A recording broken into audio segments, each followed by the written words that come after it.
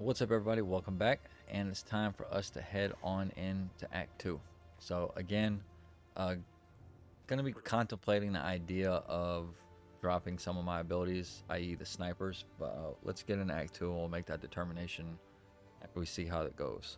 So, follow the beast trail. The trail of corruption leads east, so east we shall go. It seems fate conspires to return me to the plains of Vastiri. The Countess has escaped with the beast. Every attempt to control it has ended in cataclysm. We must pursue her to the plains of Vastiri. We should find the Marikath Caravan. Only they can lead us through that harsh and unforgiving land.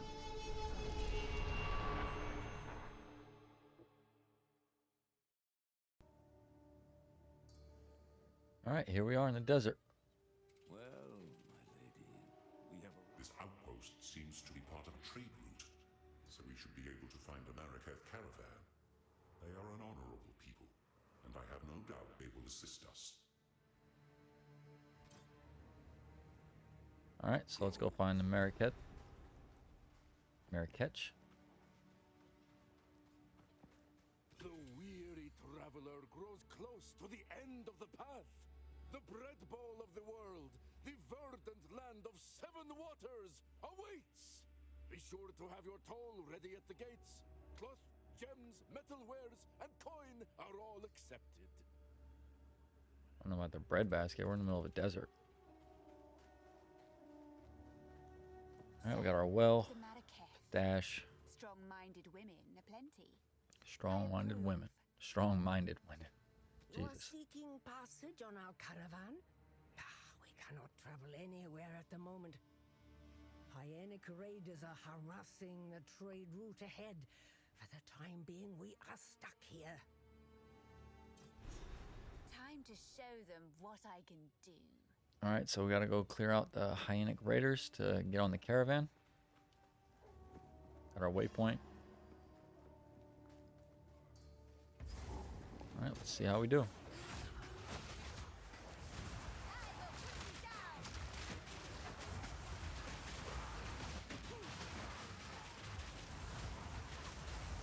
Man. Stuff just dies. Alright, let's use this time to try to perfect like our opener and stuff. Alright, so I need to not use Unearth first anymore. I need to make that like a post first mob dying. Used to be such an important part of our opener, so it's hard to like forget.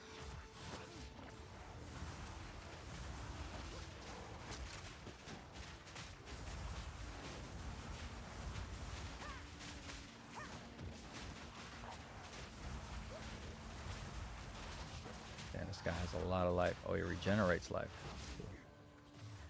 Where did all my minions go? Oh, this guy deals a ton of damage when he hits you too.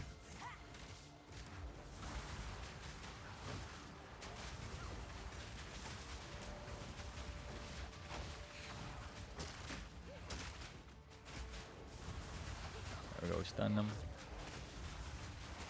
Shroud Walker so he can teleport. Just keep dotting them up and use our Raging Spirits to get him down. Not really a threat, he just has a ton of health. Definitely don't want to get caught in his little poison blast though. None can oppose me. Oh, a Rattling Scepter, perfect. Let's check that out. Alright, level 5, allies in your presence have 20% accuracy, 4% elemental resistance. Alright, cool. Yeah, we're definitely using that. Definitely.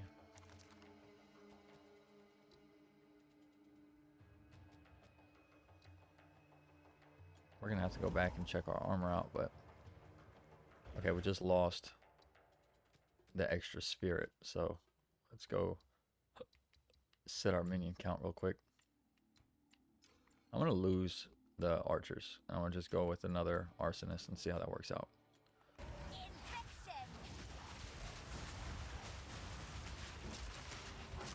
I just don't have the kill time to support another ability right now. And I want to start using things like Enfeeble and Pain Offering.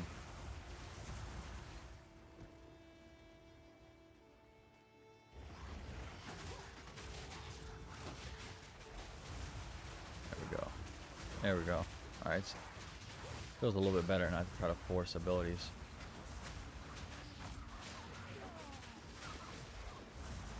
I'll throw out the occasional Enfeeble on big packs, just to kind of keep them grouped up.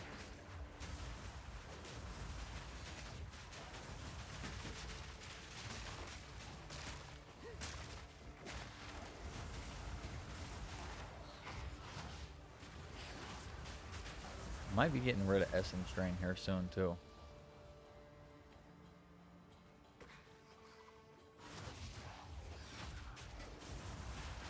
If I can get rid of Essence Drain, then I'll have the ability to like really focus on Contagion, keeping the uptime of Contagion up on everything, because that's kind of been a challenge with the Raging Spirits. It's like been the #1 challenge actually.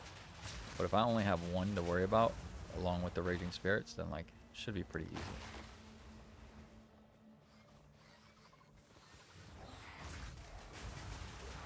There we go.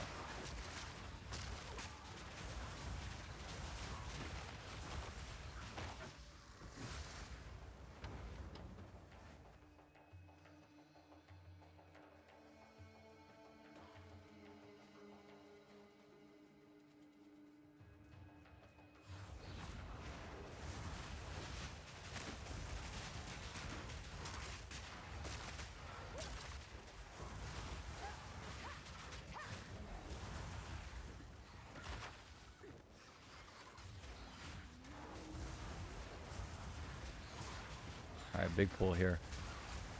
Get some minions up, some unearthing. And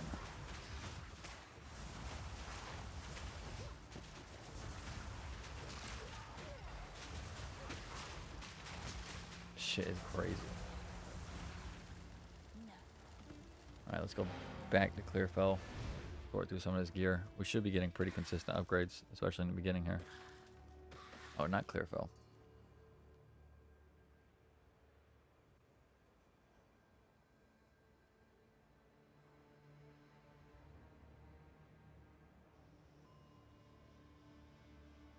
Alright, so where damn, the hooded one's way back there. Oh, there he is. Alright, so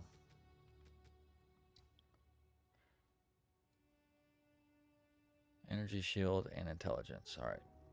What about armor? Yeah, this is just a better, even though we're missing a bunch of extra stuff, it's just better. I don't want evasion.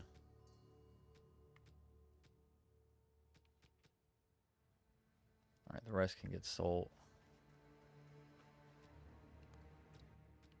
Disenchant, disenchant.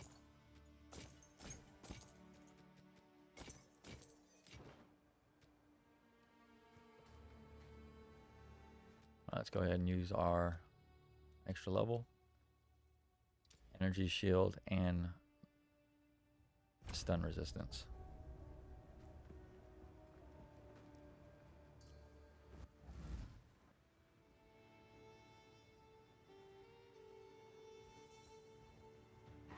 Alright, let's check this focus out. Where are my minions? Sorry, I'm keeping an eye out for my daughters while they're outside riding their bike.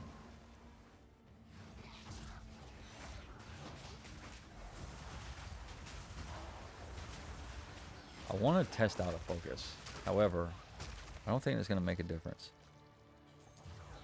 Because like our time to kill is already like, what does this do? 23% increased energy shield, increased fire damage, increased cast speed, and then lightning resistance. So it's not the perfect thing. Here, is there a way to swap? How do you swap?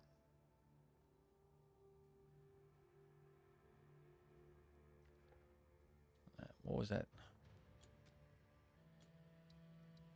Bind screen.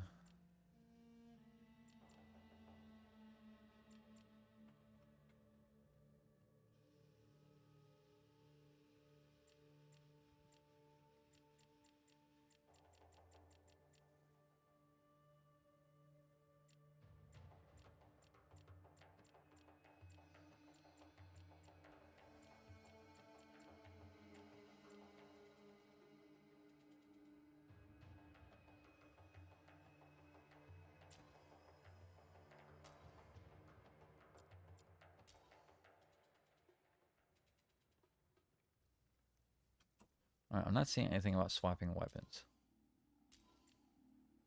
Activate secondary skill set. That's not what I'm looking for.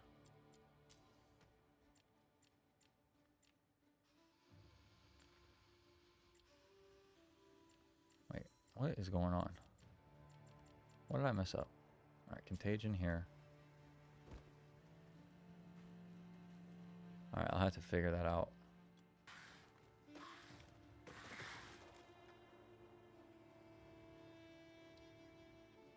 No, not chat.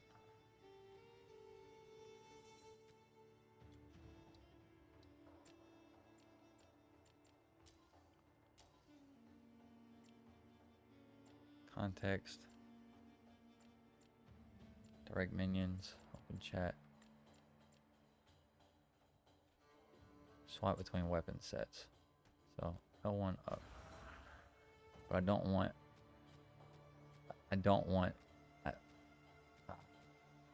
almost perfect.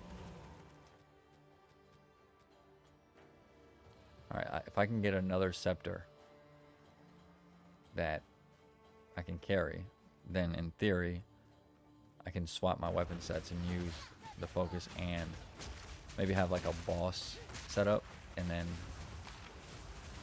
like an open world mob setup. I don't know. Let's just keep clearing. Too early in the game to be worried about all that. But I do like to know, like, mechanically what's possible. Because in theory, if you can have like 2 different sets of like basically builds within your build, that's pretty big.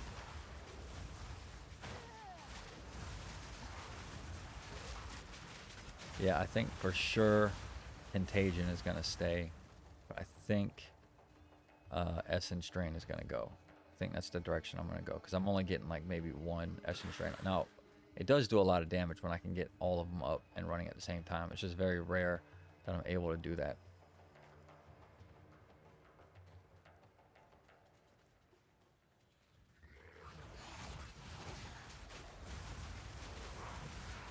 Like right there, have them both up. I mean, it just absolutely shreds everything.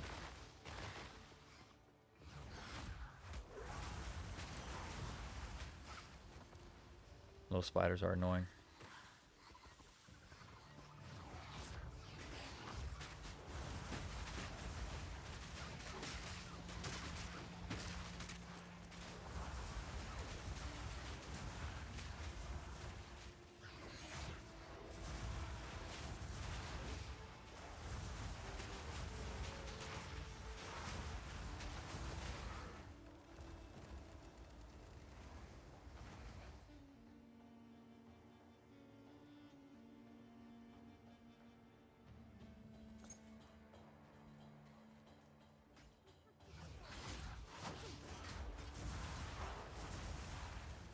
Checkpoint.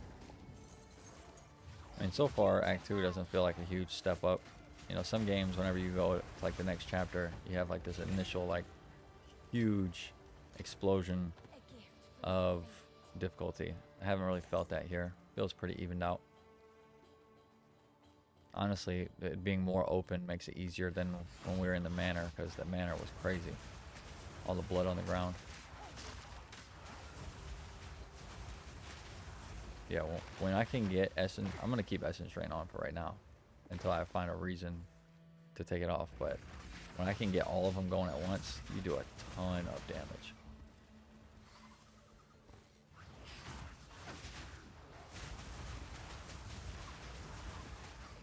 Definitely the most annoying part of this level, though, these little spiders. There's just not enough of them, and they're like spread out to where like you have to deal with them by individual pack. If they was just rolled into regular packs, it wouldn't be so annoying.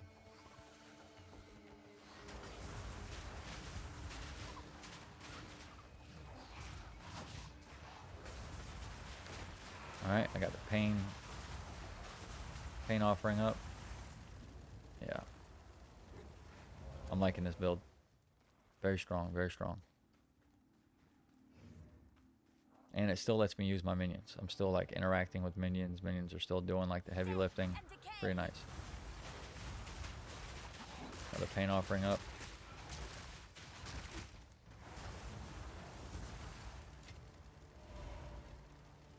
Let me just, I'm gonna keep Essence Drain on there, but let's see what it feels like when I'm not really using it. Oh man, I hit one of my arsonists with the pain offering. Doesn't matter though.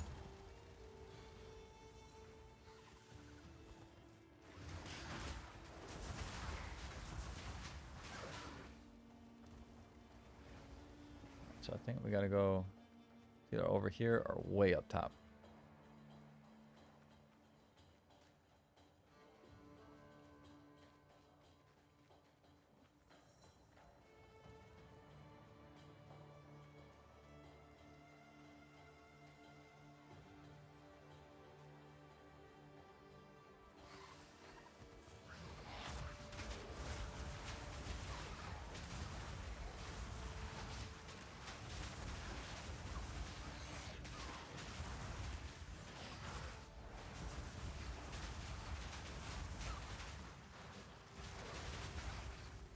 There we go. Yeah, these are annoying. Very annoying. And they're non-stop.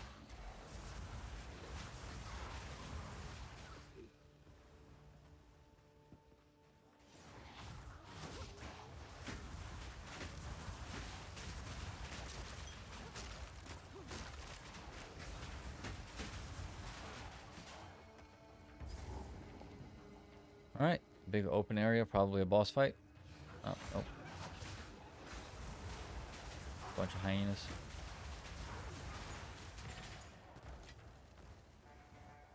Gonna fight Scar here in a bit. Up there. Oh, it is a boss. Wrathbreaker. Wrath is spelled weirdly though. Drain. Holy shit. What is going on?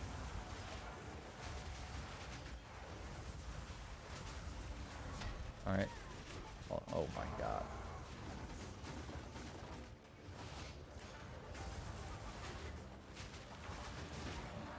Alright, I got a pain offering up.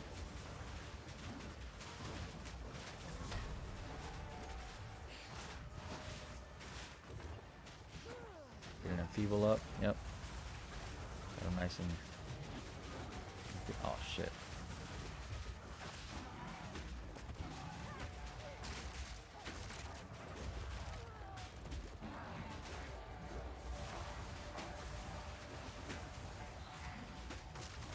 Oh, the hyenas just keep coming.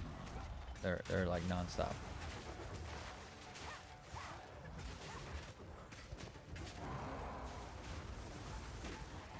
This is actually kind of difficult.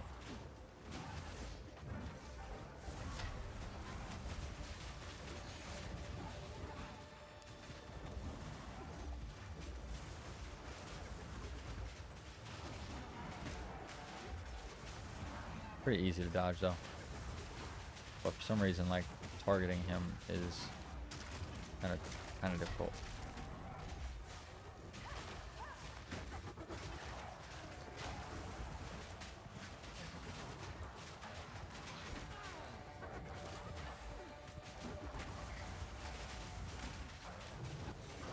There we go. Just keep tunneling. Yeah, I don't like targeting on console. Kind of hard with this much stuff going on. Almost impossible to get accurately.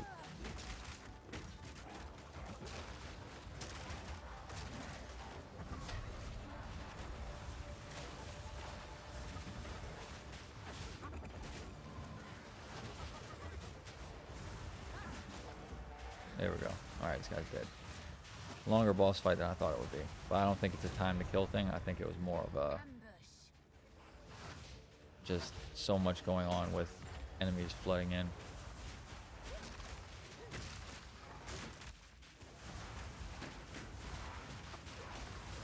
So many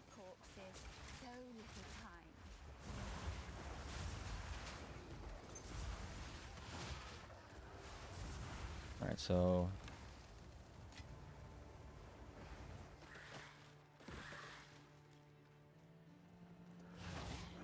more enemies. Surprised we didn't gain a level out of that. Maybe you don't get the experience for killing the random mobs, because we killed a fuck ton of enemies there. Go back to town.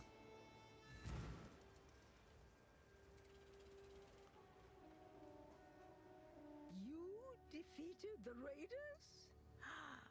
Fate sends us a fortuitous stranger. Welcome to the Adura Agara. You may travel with us in exchange for your service as a Jingak, and you will have nearly the respect of one of our own for as long as you stay.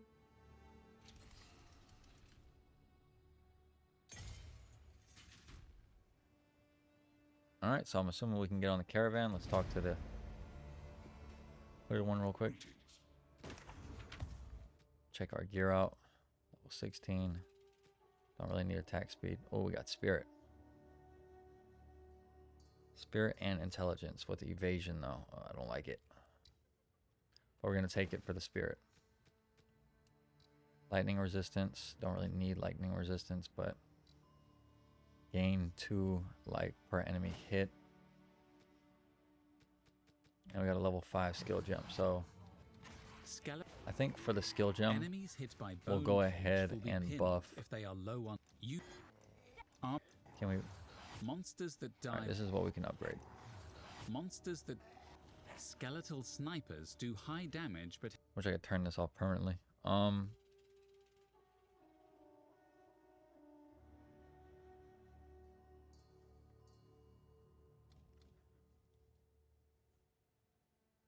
Go ahead and upgrade the arsonist. Drop their cost. Oh, it didn't drop their cost. Let's see. Can I get another one though?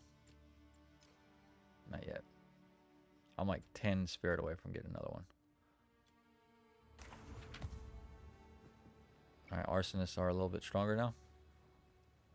Sell off our stuff.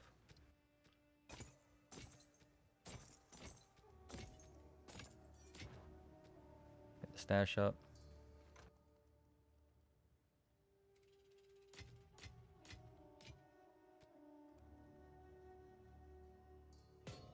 Forgot to sell that.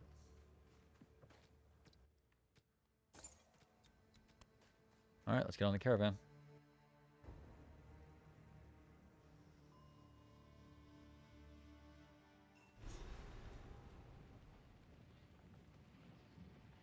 A roving village. How clever.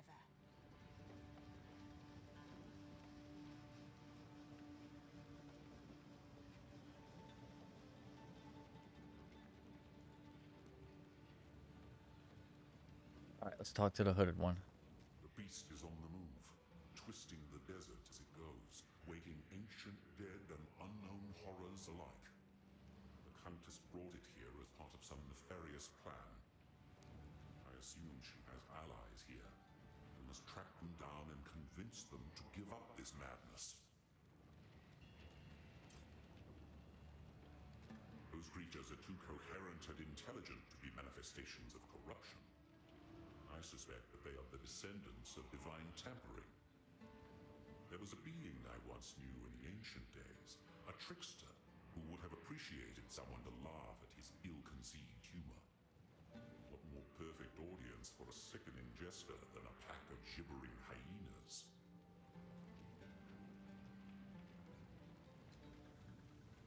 The Marraketh have a cultural history deeper than most know.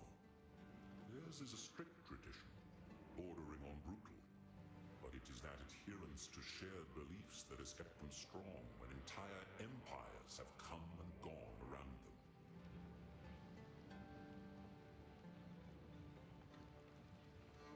Alright, so Marrakech are an ancient people. Guess they've been here for a long time. Let's talk to everyone, find out what we can. Who goes there? By the sound of your voice, you cannot be Marraketh. It is always intriguing to meet foreign warriors and learn their ways of war. I only hope I have weapons and armor that might be useful to you. I am Shambren.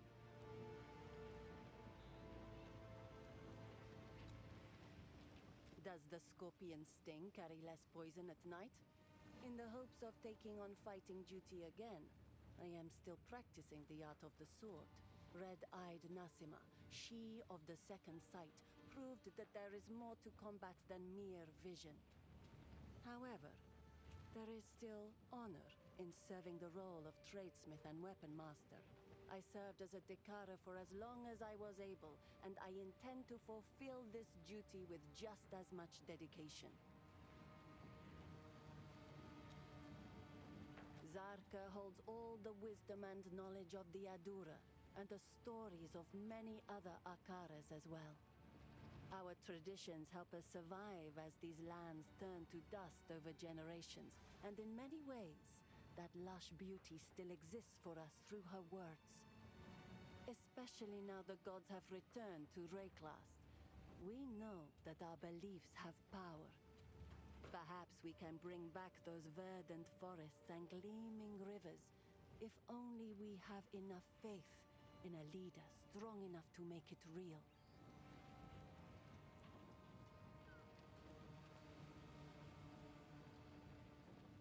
Sans guides you. Speak up. I have a very long official title, but you may simply address me as Zaka. The young ones will harp on and on about our strict traditions, but I'm old enough to get away with it, so I do. My role is that of a keeper of tales. I was chosen by my predecessor, rather than being allowed to become a Dekara or perform other duties. I'm not permitted near combat, for the stories I keep are one of our most valuable resources. We understand the plains of Vastiri through the lens of these words, handed down to us over the centuries. We see what used to lie where sand dwells now, and hear the bold proclamations and lamentations of yesteryear. That is my role, to be the worldly eyes and ears of the Adura.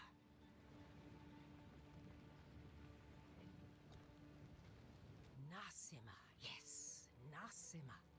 A great warrior, though with a complicated legacy. Born with eyes the color of blood, she was left to die among the dunes for being blind. But the Ferryden found her and raised her. A Balbalik, one might think, but no. She became an impressive warrior in her own right. And when called upon to raid her people, she recognized her mother's voice and turned and slaughtered her Ferryden captives. A true role model from the ancient days, and a wonderful sleep tale for the children.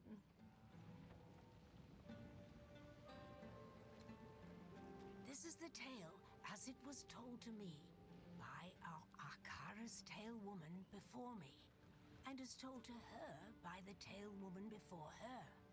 These words have remained unchanged since the beginning. Many thousands of years ago, we were a simple people, hunters, roamers. We moved valley to valley in search of meat and berries. There was none of the discipline we know today, but that was about to change. These fair plains became barren and lightless. A time those generations called the winter of the world. 1,000 years of ice brought hardship and suffering, but that was only the beginning. To the south, the foreign tyrant An fell, and horrible creatures flooded forth under this darkness, seemingly born of bone and blood and foul magic. Survival meant banding together and creating the strict traditions that eventually became what we know today. To fight was to live. Disorder meant death. In the darkest depths of that era, when hope was but a memory, the twin sister Sekemas, Solarai and Landara, arose to unite our scattered peoples for the first time. They wielded the essence of gold and silver, gleaming with such ferocity that the grey skies had no choice but to give way. The creatures retreated under the sands, never to be seen again, and our fair plains blazed with emerald forests and sapphire rivers. This brought about the most glorious age of our people, a time of conquest, wealth, great heroes, and gods that lasted for another 1,000 years. But then, one fell winter, the gods vanished.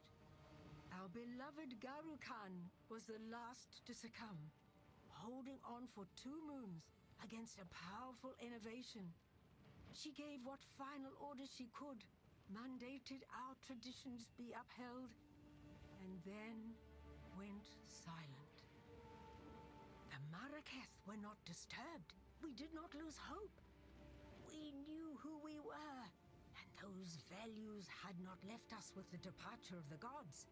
When the sky burned, when the Vaal fell, when the Eternals came and sought to be our masters, and then fell as well, we endured. We have protected these fair plains for 304 generations, and we will continue to do so for another 304. That is our duty and our birthright.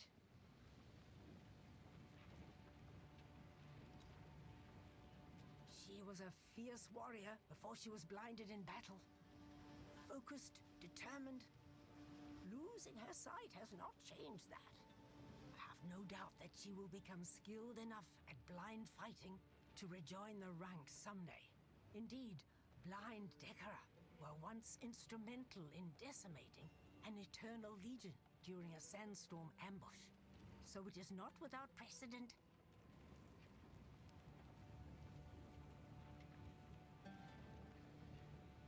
Quite the lore dump there. Not gonna go over it all, but basically, these people were hunters and gatherers, and then, like, the winter of the worlds came, which I'm assuming is what turned this place into a desert. And then during that period, they kind of had to like get their shit together and form like a society with order and traditions. And then 2 people rose up, and they defeated all like the evil and bad stuff during that time. And then from them became like this tradition of leader, plus the gods were there. And then as the gods were leaving, okay, I don't know what made them leave, but as they were leaving, they were basically told like, make sure you keep these traditions. And then since that time, these traditions have been like the center focus of their society. So I'm assuming the corruption and madness and whatnot is kind of threatening that. I am Asala, the Sekima of the Ardura. I care not where you came from, nor what caste you might have been there. All that matters is that you have shown yourself capable in battle, Jingak. Remain a friend to the Ardura, and you shall have nothing but respect from us. Alright, so this lady is the leader, Asala. So she is the Sekma. So, the beast has entered the world once more. We were following a trail of corruption before we were waylaid, and now we shall resume the hunt. We Marraketh are honored bound to seek and contain corruption wherever it may be found. It seems the sacred duty falls on us once more. The trail connects to 2 locations, but we don't know where the beast currently resides. I am willing to begin wherever you and your shade thinks is wisest.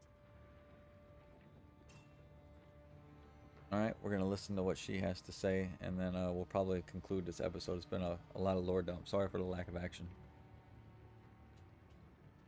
Foreigners often misunderstand the concept of the Sekima. I am no dictator, and do not make some pathetic claim of divine right. Emperors are for nations filled with the weak-minded and soft, as history has proven every time an empire falls and we endure. I am Sekima, because others have put their faith in me as the strongest and most capable among us. I lead because there is no better replacement. It is a role I deserve, by definition.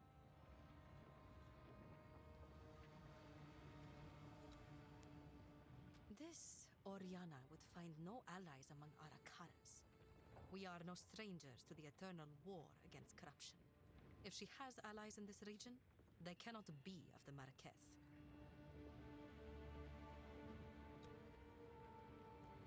After the Beast of Highgate was slain, all other Akaras vowed to pursue and eradicate corruption should it ever return. Never again will a sole Akara suffer the weight of history.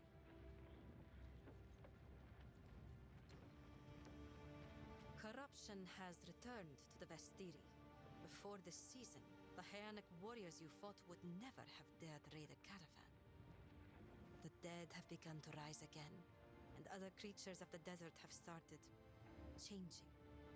By Zarka's accounts, the land is returning to the way it was before. These are ill times. All right, so Oriana is definitely not have doesn't have any friends here among the Marrakech,